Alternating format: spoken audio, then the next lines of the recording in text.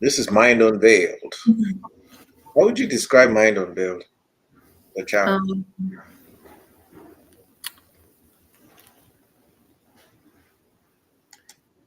I mean, the first thing I was about to say was like research and conspiracy theories, but that's not really it. It's more than that. It's a lot deeper. He takes a lot of weird, creepy ideas that he's discovered, I guess, over the years. Um, And and he he does goes. dives in. Everything that they do is very well researched. Um, but it's like it's definitely nothing. Nothing conformative. Nothing that you're. So I would say that they're It's basically difficult to watch for some people. it's a couple, it's a duo, and they set out to research and dive deeper into controversial topics or things Yeah. that they're discovering from history that we weren't taught in schools. And basically, they're taking it up, and they've been doing this for years. I mean, we've stumbled on that content years ago, and I would say we've pretty much watched all their videos at this point, right? Mm-hmm. Yeah. Well, this particular video is titled Spy Kids. It's about human trafficking, clones, mind control, genetic experiments, and secret government. Uh, anyway, human trafficking has been on the news a lot lately. So it's probably like a perfect timing for this video. Yeah. Let's see what they found. Do you hear it well? Yeah. Amara, go to sleep. Go to sleep. Nowhere, I randomly watched Spy Kids again. Go to sleep. Don't ask me why, it Good just came up on Hulu. And I hadn't seen it since I was a kid, and I forgot how weird this movie is. Like when I was a kid, I remember loving this movie so much, but I wasn't paying attention to any of the details. I think most people just remember the animated thumb people, and that's what kind of burns into their minds. However, there are some very unsettling things about this movie that I wanted to briefly cover as it seems to be revealing some secret truths about our world. Now, there are 3 movies, but the second and third are kind of just cash grabs to continue the franchise after the first movie. But I feel like the first movie is the most insane out of all of them. Don't get me wrong, there are some things to mention about the other movies, but they just don't give me the creeps like the original film. I mean, really think what this movie's about. You have secret government programs with advanced tech, a guy who's mind controlling the youth through his demonic TV show, you have memory wiping, genetic experiments, AI clones, fake virtual worlds, and strangely, human trafficking. And mind you, this is a film made for children. Well, the film starts out where the mother of 2 children is telling them a bedtime story about 2 spy lovers, who eventually quit the secret government spy lie, fell in love, and had children. We are then shown that this story was actually a true story, and the parents are still very much spies and have advanced tech secretly hidden in their house. They're now trying to live normal lives, but can't escape the spy life fully. Now, I know most of you guys are going to say that I'm overthinking this, but let's see what you think by the end of the video. But one thing I couldn't help but notice is literally within the first 2 minutes of the film, there are like 3 pentagrams in this kid's room.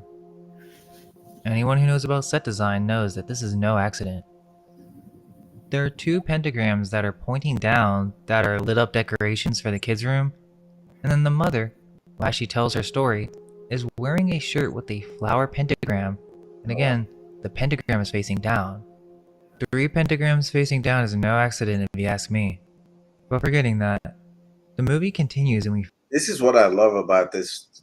Like, I would have never thought about that if I saw that scene. And I never catch things like that. Yeah. That's amazing.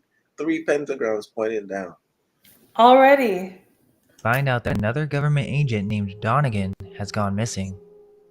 So they're taking the kids to school, and this is when the movie begins to get creepy.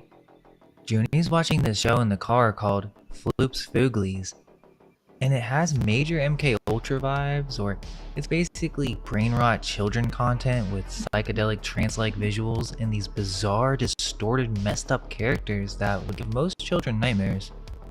The dad's like, Junie, why do you watch that crap? And he's like, oh, because it's cool. His dad's like, that's all you do, what's wrong with you? And the kid does seem slightly autistic from it and starts mocking his sister.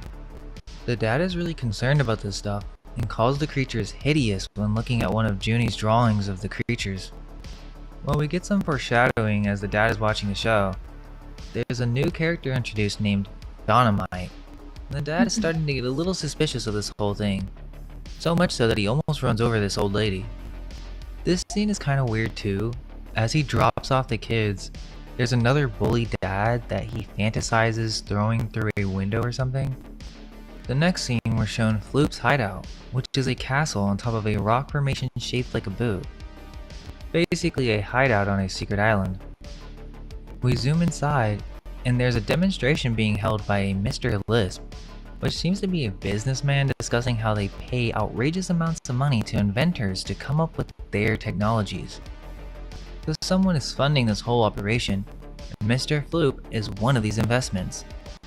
Mr. Lisp and his business associates are questioning Mr. Floop's weird inventions and says they wanted an army, but instead their first $1 billion got them these weird creatures which he calls mutated secret agents. It's revealed that Mr. Floop had these agents mutated and brainwiped so that their minds turned to mush, which is literally what MK Ultra set out to do so that they could be programmed for an entirely new function. Interestingly, while this is all happening, the window is made of puzzle pieces and there are a few colored pieces that you can't see through. Are these referencing missing pieces to the puzzle? Floop says he has little use for these mutated agents other than using them as novelties on his children's show, currently rated number 2 in the world or the United States, not really clear. But wait, so he's saying that he literally mutated humans, wiped their memory, and then used them as means for entertainment for children around the world? Okay. I mean, what? Then Mr. Lisp even says, what the devil? So even the movie makes reference to this whole thing being demonic. But he's curious what the fingermen are for. Well, the thumb-thumbs are apparently his robotic slaves that do his bidding. Now this is where the main premise emerges. Mr. Floop tells him, don't worry, let me show you an amazing power. And everyone's scared to see what it is. Well, it's just a child. But not just any child. This is Mr. Lisp's child, Johnny. And Johnny's running full pace towards him. But instead of hugging his dad, he has super strength and throws his dad on the floor. This child is a clone of his child that was turned into an indistinguishable clone robot. So realistic that his father couldn't tell the difference. And Mr. Floop tells him that he designed him, he built him, and that his name is this random number code. But the thing is, how do you just design a realistic robot kid? Well, we find out what's required in a moment. He even has the president's daughter cloned, and Mr. Lisp starts to see how this could be potentially useful. Here is where we learn the secret of the film. Carmen and Junie are not the spy kids. Floop explains that he can create the likeness of anyone through physio-electrical imaging, but with the cunning and intelligence of the world's greatest spy agents, all rolled into tiny packages that he calls Spy Kids. This is what the movie is really about. Lisp starts to get really mad and says that he has 2 days to make his army, or that they will cut their losses and Mr. Floop's empire will fall apart. Well, now the mother and father are about to go on another mission to find these missing spy agents. He decided to take this assignment because a guy named Devlin called and asked him, which seems like a weird detail to add, and they don't really clarify why this guy's important or why him calling is important. Seems awfully close to devil, but they decide to go to look for these missing agents and just leave their kids with Felix, who ends up being a traitor in the future actually. Their car has a secret submarine, and they're trying to find their location when the TV in their car gets hijacked by Floop's television show. And it's Floop actually saying to the Cortez that they have something that he wants. They try to run away, but then they get kidnapped by this massive underwater submarine. The next scene, Junie is eating breakfast, and they have a cereal too. I mean, who knows what they're putting in this stuff. And Junie's drawing what Carmen would look like as a Foogly. An alarm goes off, and keep in mind that the kids have no idea that their parents are really spies. So Felix tries to explain it to them in less than a minute, and they just kind of accept it. Apparently, the Thumb-Thumbs are breaking into the house to try to steal the children, but Felix fights them off as the children escape through a hidden exit. They're now in a futuristic boat, being chased by Thumb-Thumbs, and eventually get away by going underwater. The submarine has an AI that autopilots them and is taking them to a safe house somewhere. The next scene, the parents are in an elevator getting everything that they have on them confiscated. When they are led down this hallway, and we see those bizarre Fooglies again, which remember are mutated agents, and they're being kept in cages. I didn't mention, but they also have these high-pitched voices, which make it even more creepy, and the mother even says that they're prisoners. Well, in this hall, there's a stone eye, which is monitoring this whole situation. And we get a shot of Floop's monitor room, and one of the screens literally has a pyramid with an eye in it. Like I said, I won't try to overanalyze that kind of stuff, but I mean, come on. Floops is saying that they're running out of time, and the mad scientist says, don't worry, these spies have two weaknesses. They're children, insinuating that that's what they're really after. So the kids arrived at the safe house, and it has advanced tech. This shot stuck in my memory for some reason, as there's a microwave that can turn packets into ready-made food. They also have emergency cash in multiple different currencies, which is a strange detail to add for a children's film. The parents are tied up underground, but they quickly make their escape. They make their way to a virtual room, which displays a realistic virtual simulation of reality, without headsets. So they get put into a fake reality. But they quickly fall through a hole and onto Floop's dinner table, where he's been waiting for them. Floop mentions that their children will be joining them soon, and then tells them about what's been happening to the other secret agents. He says that 12 years ago, they were a part of a research team for the OSS attempting to create a synthetic intelligence, a compendium of spy knowledge. Floop says that the OSS destroyed this research, implying they wanted to bury this. Ingrid, the mother, says that if they did that, then it must have been for a good reason. Where Floop agrees, yes, we all have our reasons. We find out that there was someone else on that research team. Well, it was Mr. Cortez, the father. And apparently he knows how to build this AI. And, as a way to bribe him, Floop shows him that they have captured Felix. And in this weird manner, he sculpts a strange alien creature. And then on the screen, we see Felix with an electro-pulse brain cap, literally something from MK Ultra, and he's then turned or mutated into this creature. All Floop can think about is how this will be a great addition to his children's show, and everyone's going to love him just in time for the holiday rush. I mean, that's pretty messed up. But just to make this clear, it was the OSS, or a secret government program, that initially started this research into creating an artificial intelligent spy. Meaning they were trying to do the same thing Floop is attempting to achieve.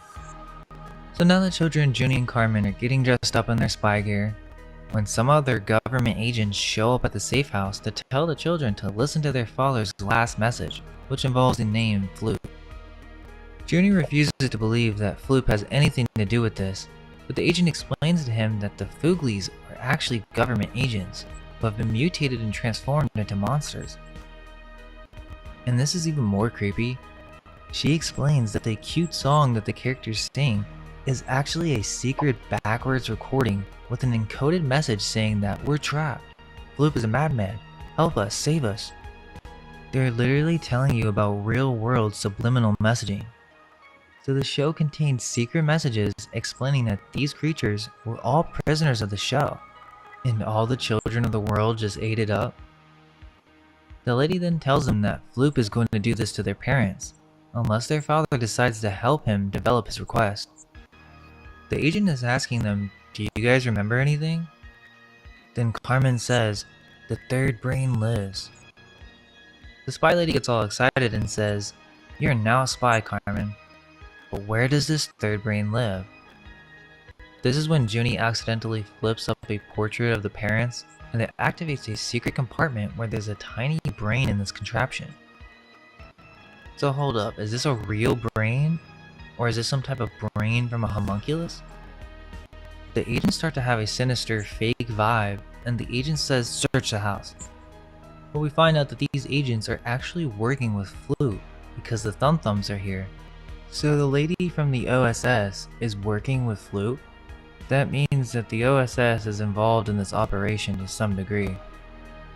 So the agent takes this tiny brain, which is kind of a robotic tiny brain computer chip thing, maybe merged with a real brain, and the kids finally realize that these agents are actually the bad guys. He tells one of the agents to fly the brain to Flute immediately, and then somehow the kids escape in the most unrealistic way imaginable, and the lady almost gets burned alive. But this is crazy, which ties in with the last video on the channel if you haven't seen it. Remember, the safe house is on a secret island, so when Carmen grabs the jetpack, she escapes through an exit that leads to an underground tunnel. And at first it seems like a quick escape, but no, this is literally an underground tunnel highway that goes for miles with several intersections and roads. These are the secret underground government tunnels that connect different domes around the states, and they actually show that in the movie, which is pretty insane. Just weird that they would show that with all this other subject matter being discussed. Well, Carmen gets the brain back while almost crashing into tall buildings, and they go through this advertisement sign that shows how popular Floop's Fooglies are. And so this is not just local to the United States. They're in some Hispanic country, possibly Mexico. Okay, so if you think I've been reaching this whole time, I'd really like to hear you explain this one. After the kids escape from the Thumb-Thumbs, the next scene is Floop's show, and he's singing a new song, and it's very trippy, but the scary thing about it is the lyrics literally say, "It's a cruel, cruel world, all you little boys and girls, and some mean, nasty people want to have you for their supper." What? And as soon as he says this, there's blatant Saturn symbolism, which I'm not going to completely break down, but if you know, you know. And we also have the eyes everywhere. This is no joke, it's right in our faces. He continues saying, "But if you follow me, you can all be free. Free. You can all be free. As a bird on a big TV. If you dream, if you dream." Meaning it's all an illusion. You'll be a trapped slave just like his Fooglies. He continues singing about how the world is nasty, filled with nasty people. While it is revealed he is standing on some type of circus setting, which is interesting considering the clown-like nature or demonic beings dancing in a DMT-like realm. And then as he is singing, it's like Floops realizes how messed up this all is, and we find out that they are in the virtual reality room. So this was a fake reality. Then we see the creatures are hanging from strings, but they aren't enjoying it, so it does seem to be a hanged man reference. And then he says to lock them up.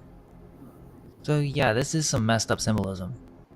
Right as it zooms out from the set, we're in the monitor room, and again we see the Eye of Providence, which confirms a lot of our suspicions. Flip comes in freaking out about what his show is missing. It's missing something that will make his show go #1. The science. What is the Eye of Providence? Eye of Providence. Are you gonna look it up? Yeah. The Eye of Providence, also known as the All-Seeing Eye, is a symbol that depicts an eye that represents divine providence and the watchful eye of God over humanity. It is often depicted as a single human eye surrounded by a triangle and the rays of light or glory. Okay. What do you think about it so far? Well, I saw this movie a bunch of times when I was younger, so it's weird. Like now he's bringing up all the symbolism. I'm going, oh, okay. Back then I was like, this is just like, if you don't think about that, you're thinking this is just like an annoying kid movie. But because Daniel, my youngest brother, was obsessed with this movie, so it was playing in the living room all the time.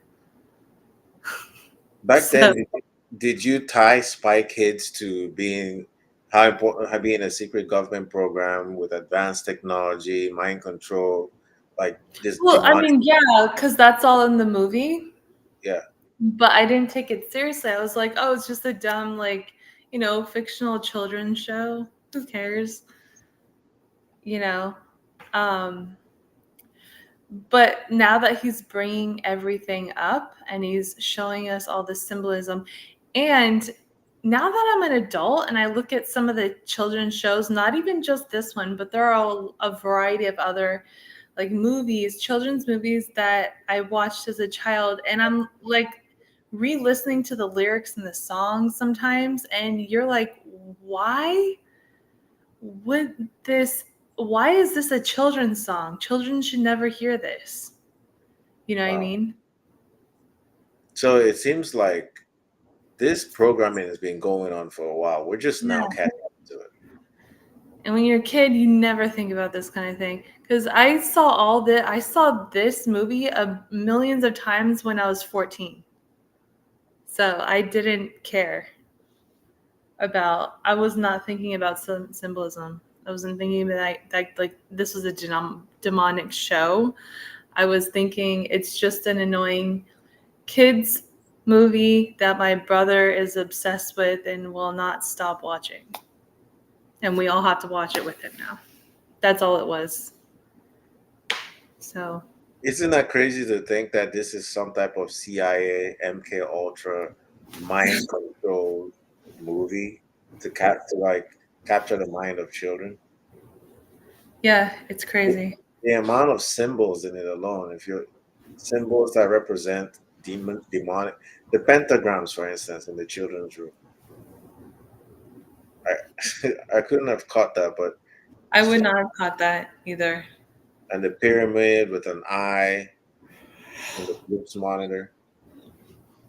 I mean, now that he brings it up, you're like, oh, well, duh, it's all right there. It's right in front of you. But, it's like at the time you don't think like that at all. So it's crazy. And I feel like maybe I don't watch enough TV today but We don't anymore. yeah, because I don't notice things like this in today's entertainment. Maybe it's there as well. I just don't like watch enough to see the movies that have things like this in it. But Well, I think they're worse now. you think it's worse now? Yeah, we've tuned out for years. I mean, we don't watch Hollywood. I know I definitely don't watch Hollywood as much as I used to back in the day. But I think that they're more bold. They seem a bit more erratic in their way they depict and they force their ideologies now. Back in the day, it was more covert, and it seemed you had to have people like Mind Unveiled go do deep research to uncover these symbols. But Mm-hmm. now it's in your face. They're Yeah, not. a lot of things are just open now, so it's there or it isn't there. But like, I don't think they do too much like hidden symbolism or like really, I don't know, like what you have to dissect and go, wow, I cannot believe they're making, they're just sneaking all of this in a movie. Yeah, I don't think that's happening so much anymore.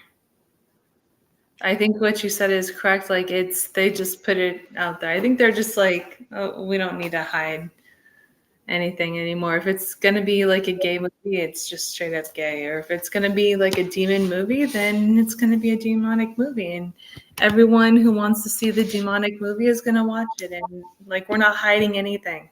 Yeah, they're no longer hiding it. And I think what has happened is the internet has matured. It used to be that you only relied on, you had to go to the movies to watch some of these big block this movie releases.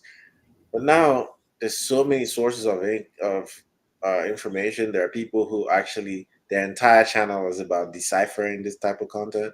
So it makes it difficult for them to hide in plain sight. They have to just be upfront about it. And I think it also makes they're also concerned that they're losing power or the monopoly that they once had. Think about the fact that we can choose the type of content that we want to watch now. It's not like Yeah. back in the day where you felt compelled to watch Hollywood releases. I don't even remember the last time I watched Hollywood release anymore. I think that's just you and or me and people who are like us, but I think that we're like a small group. 'Cause to be honest, I think what Hollywood is able to do now is make a lot of this stuff just cool. So it's very open and transparent when they put all this stuff in the movies, but people are desensitized by it. They're not like shocked, and no one's freaking out, no one's shocked, and they're not turning away from it either. They're just like, oh, it's a movie, cool. You know what I mean? Well, it requires us, there's a lot more responsibility on us as parents now to be very deliberate about the type of content that we're exposing our children to. Yeah. Because, when we're now, there's evidence that there's potential exploitation of children's entertainment for nefarious purposes, including mind control and subliminal messaging. That puts so much responsibility on us to like be very cautious of what our children are being fed, especially if we want to pass down our traditional values, maintain society, and put up a defense, hold a line against what are considered destructive ideologies. We got to be deliberate about it, right? Yeah. Let's get back to the show. You okay? Scientist is trying to tell Floop that he's too worried about the TV show when his main focus should be creating this army of robot children. Remember, the real Spy Kids.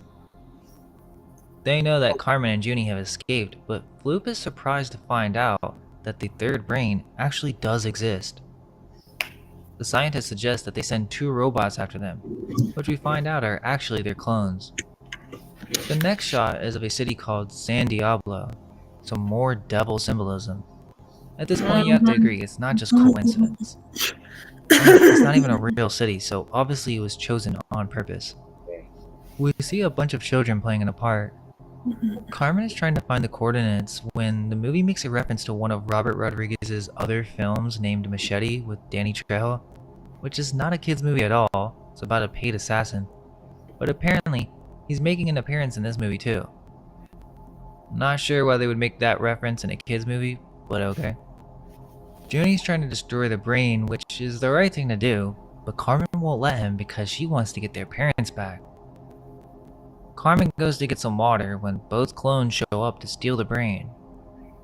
The clones take it and fly away back to Floop's castle. But one of the dog tags from Carmen's clone was taken by Junie, and the real Carmen is reading it, and again we find out that those were the real Spy Kids. And apparently there are 500 Spy Kid clones. Remember, the movie's playing this like they're just robots, but they are lifelike clones, so realistic that even Carmen didn't realize that it wasn't her brother. The next shot, Cortez is explaining to the mother what this secret program was all about. He says they had it working, a synthetic intelligence as smart as any spy, and we get a flashback of Gregorio working in this secret lab. And there are more than 3 brains apparently, there's even a 5th brain? The director then realized that this technology was far too powerful, and that if the wrong forces found this technology, it would be a terrible situation. So they were ordered to destroy everything. But interestingly, Cortez for some reason decided not to destroy the brain. So this is basically all his fault. The kids then go to Machete's spy shop where Danny comes into the movie, which is actually their uncle.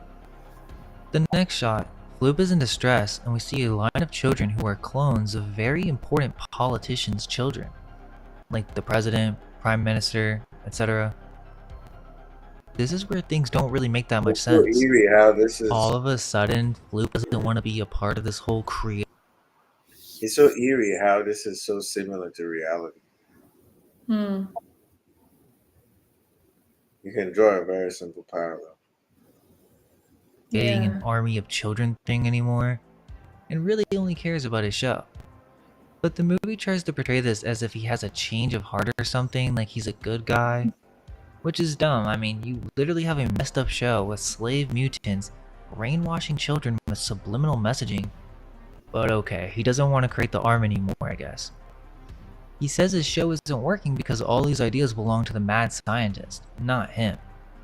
But I guess he still wants to work on the show? It doesn't make that much sense, but now the mad scientist minion gets the brain from clone Carmen and Junie, and he decides he doesn't need Floop anymore, so he locks him up. The kids are still in Machete's spy shop, and this is the guy making all the inventions for agents. But he sells them to both sides, not just the good guys, and he has a photo with Floop strangely, so he's involved with this whole thing.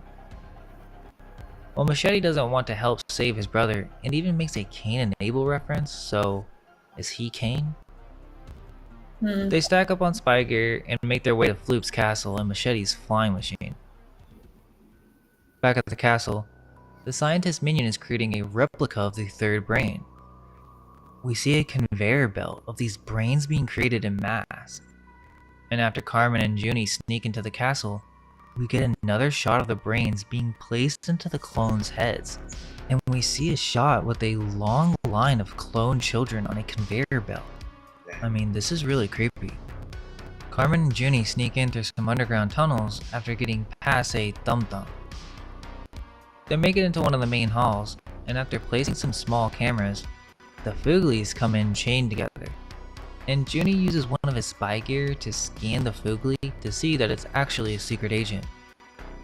Then the next shot is these clone children being directed down this really creepy hallway with strange art, and they are marching in single file. I barely noticed this, but as Carmen and Junie are witnessing this, there's a sculpture of a hand with an eye. And this is not just overlooking it. This is a legit secret society symbol for both the Freemasons and Oddfellows. And they just so happen to put this sculpture in this shot while these children are marching. Crazy. Super sus. So Carmen and Junie pretend to be clone children to get to another part of the castle. But the clones turn around and stare at them with this really creepy look, as they know they aren't the same. They start screaming intruder, and Carmen and Junie dip. Well, Carmen falls down to the floor and Junie makes his way to the virtual room. He gets put into this false reality, and Floop starts talking to him as if he was a god. I didn't mention earlier, but there is this detail at the beginning of the film that Junie gets warts. And at first it seems just like a silly, nasty children joke or something. But here in the virtual room, Floop is saying that he gets warts because he sweats all the time that he's scared. Which seems really weird to bring up. Floop is now trying to play it off as he's the good guy, and that he didn't want anything bad to happen, which is cap for sure. Well, the next shot, the Cortez's parents are tied up in a lab, about to be experimented on, and we find out that Minion, the scientist at Floop's castle, was actually a part of the OSS working on the secret brain project. So there you go, this whole operation was done by someone who worked for the government. Apparently he was kicked out, but still there's no denying the link. But now he's trying to get revenge by turning them into Fooglies. So yeah, he mutates them. Wow. Back with Carmen, she falls into a thumb-thumb room. We get to see how the thumb-thumbs are made, which is cool, but it doesn't make too much sense. Like, if you're going to invest in making robots, why do you need to make them thumbs? If it's for the show, okay, sure, it's weird. It gets people's attention. But Floop said he didn't want any part of this, yet he greenlit this operation to create all these robots.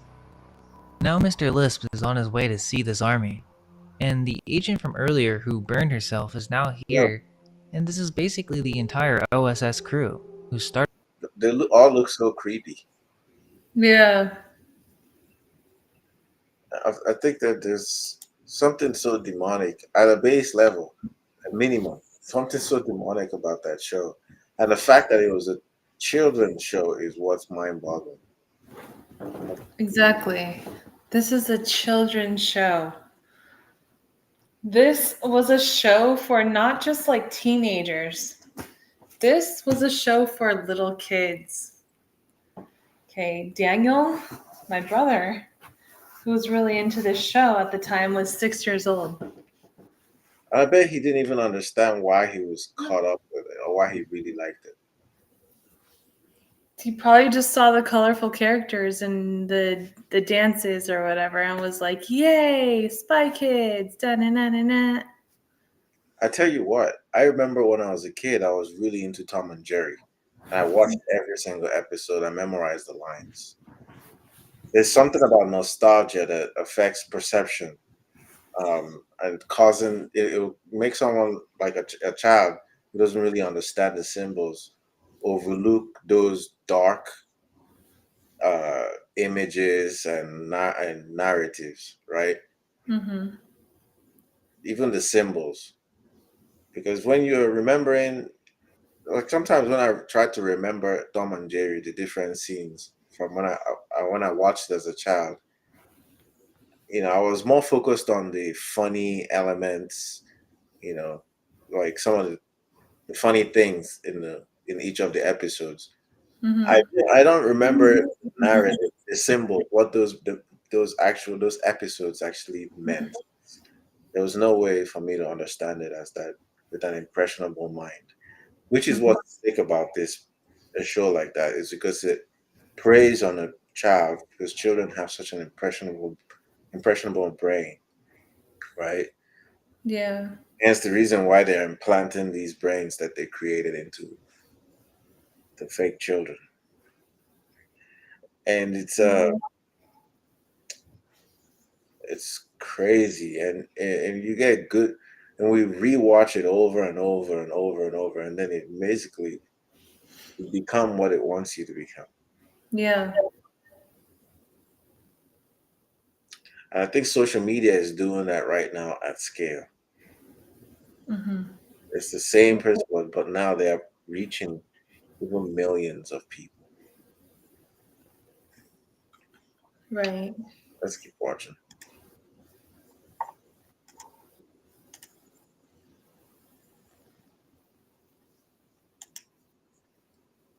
Started their own evil operation. So this is basically the OSS's fault, as they started this project in the first place.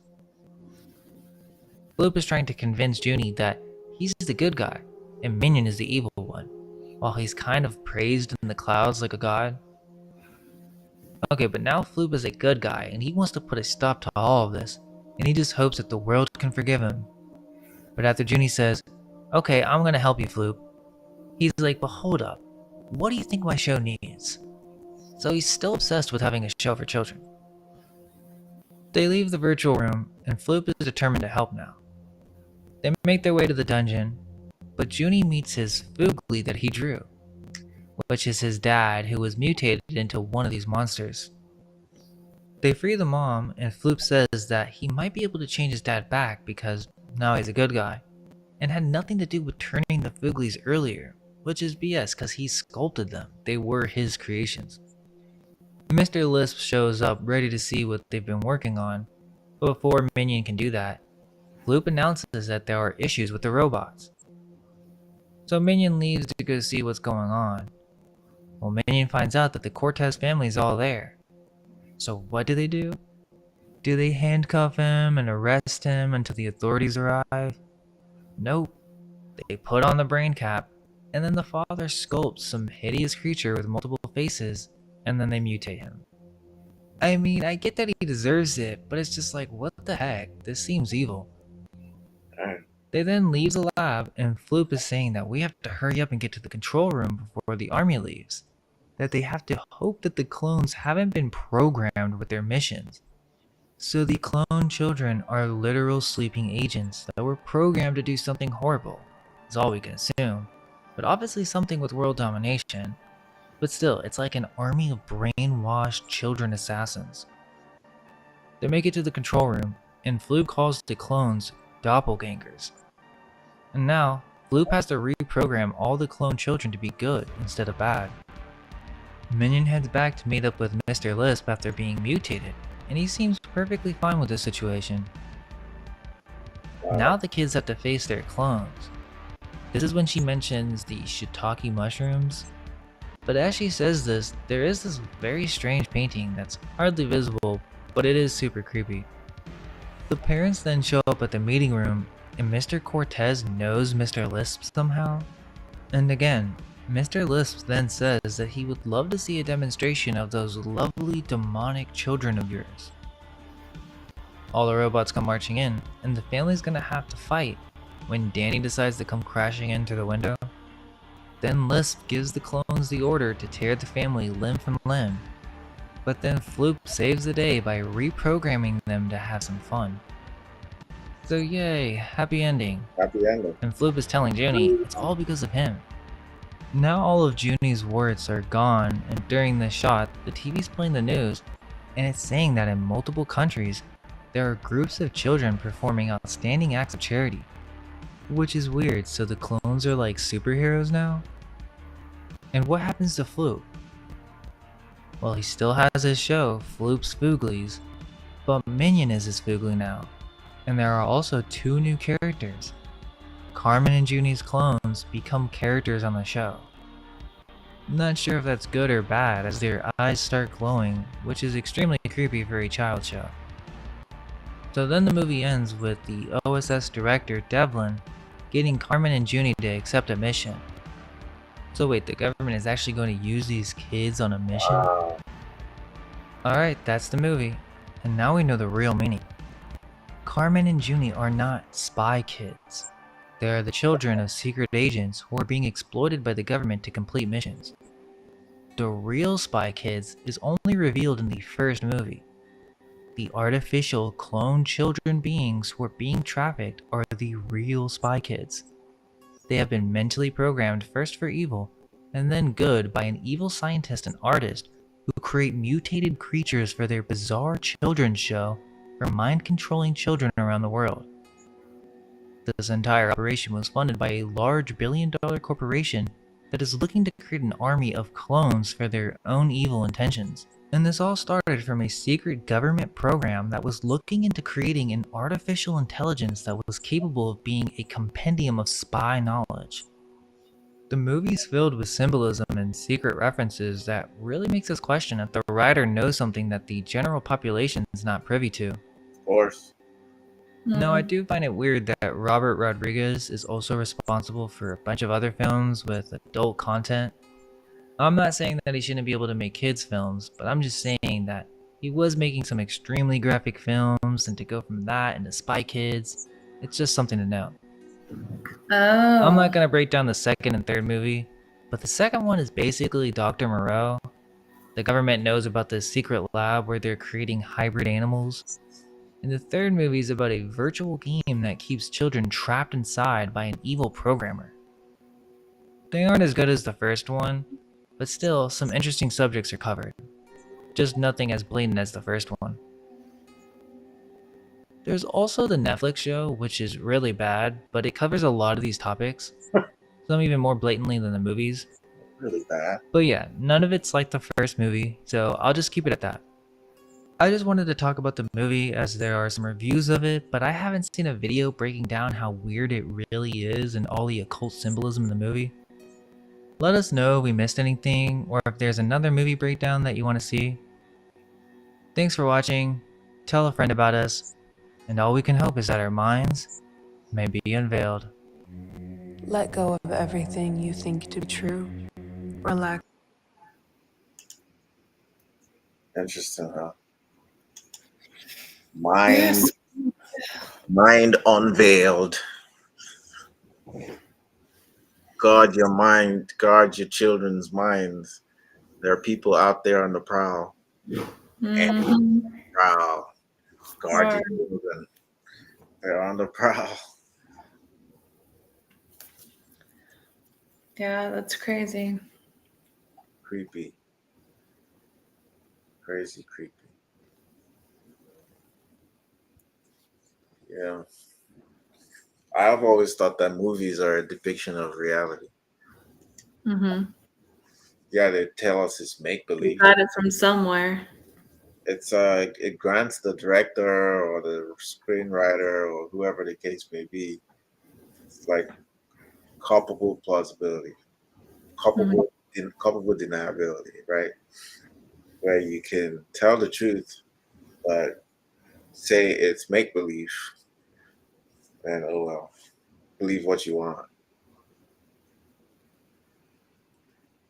Just the mere fact that a government or an entity that we're meant to trust, even entrust with the protection of our children, could be behind these types of things.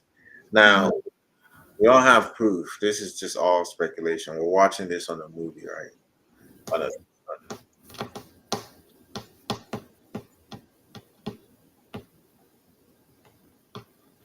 it's a movie.